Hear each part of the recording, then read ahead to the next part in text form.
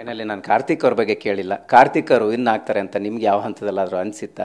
So ನಿಮ್ಮ ಲೆಕ್ಕಾಚಾರಗಳೇನಿತ್ತು, ಯಾರು ಬರ್ಬೋದು ಫೈನಲ್ ಹಂತಕ್ಕೆ ಅಂತ ಅಂದಾಗ ನಿಮ್ಮನ್ನು ಹೊರತುಪಡಿಸಿ ಹೇಳೋದಾದರೆ? ನನಗೆ ಫೈನಲ್ಗೆ ಅಂದರೆ ಟಾಪ್ 5ಗ, ಆ ಟಾಪ್ 5ಗೆ ನಮ್ರತಾ ದೀದಿ ಬರ್ತಾರೆ ಅಂದ್ಕೊಂಡಿದ್ದೆ, ಮತ್ತು ತನಿಷಾ ದೀದಿ ಬರ್ಬೋದು ಅಂದ್ಕೊಂಡಿದ್ದೆ ನಾನು. ಅಷ್ಟೇ, ಅವರಿಬ್ಬರು ಮಿಸ್ ಆಯಿತು. ಅದು ಬಿಟ್ಟರೆ ಬೇರೆ ಏನೂ ಚೇಂಜಸ್ ಇಲ್ಲ ಸರ್. ವಿನಯ್ ಅವರು ಬರ್ಬೋದಂತ ಅಂದರೆ ಟಾಪ್ 2, 3 ಅದರಲ್ಲಿ ಅಂತ ಅಂದ್ಕೊಂಡಿದ್ರು? ಇಲ್ಲ ಅಂದ್ಕೊಂಡಿರಲಿಲ್ಲ, ಬಟ್ ಬಂದರು. ಅವ್ರು ಆಡಿದಂಥ ರೀತಿ ಇಷ್ಟ ಆಗಿದೆ ಜನಕ್ಕೆ, ಅದಕ್ಕೆ ನನಗೆ ಖುಷಿ ಇದೆ ಸರ್.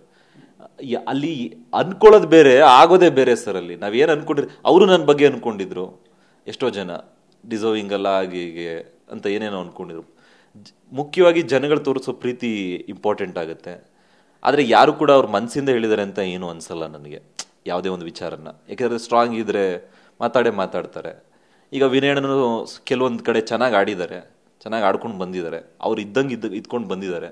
ಕೆಲವೊಂದು ಕಡೆ ಇದ್ದಾಗ ನಮಗೂ ಖುಷಿಯಾಗಿದೆ. ಕೆಲವೊಂದು ಕಡೆ ಅವ್ರು ಮಾತಾಡ್ಸಿದ ರೀತಿ, ಕಡೆ ವಾರಲ್ಲಿ ಅವ್ರು ಇದ್ದಂಥ ರೀತಿ, ಇದು ಇದೆ ವಿನಯಣ್ಣ ಅಂತ ಅನ್ಸಿದ ರೀತಿ, ಸಾಫ್ಟ್ ಆಗಿದ್ದ ರೀತಿ ಖುಷಿಯಾಗಿದೆ. ಕೆಲವೊಂದು ವಿನಯಣ್ಣ ಆಗಿರ್ಬೋದು, ಯಾರೇ ಆಗಿರ್ಬೋದು, ಆಟ ಆಡಿರೋದ್ರಲ್ಲಿ ಬಂದಿರೋರಲ್ಲಿ ವರ್ತುರಣ್ಣ ಇರ್ತಾರೆ ಅಂತ ಗೊತ್ತಿತ್ತು.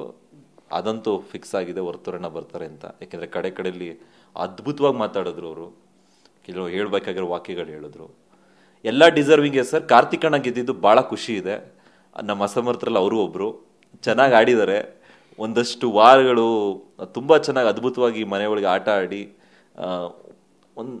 ಒಬ್ಬ ಹೀರೋ ಆಗಿ ಬೆಳಿಬೇಕು ಅಂತಂದರೆ ಕನ್ನಡ ಇಂಡಸ್ಟ್ರಿಯಲ್ಲಿ ಬೆಳೀಲಿ, ಅವ್ರಿಗೆ ಒಳ್ಳೇದಾಗಬೇಕು sir. Thank you Pratap, all the best, ಒಳ್ಳೆಯದಾಗಲಿ ಮಿಡೀ ಜರ್ನಿಗೆ. ಧನ್ಯವಾದ sir.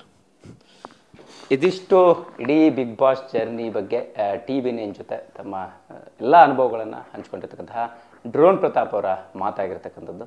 Camera person Gurucharan Singh ಜೊತೆ ಮಾಲ್ತೇಶ್ ಜಗ್ಗೀನ್, TV9 ಬೆಂಗಳೂರು.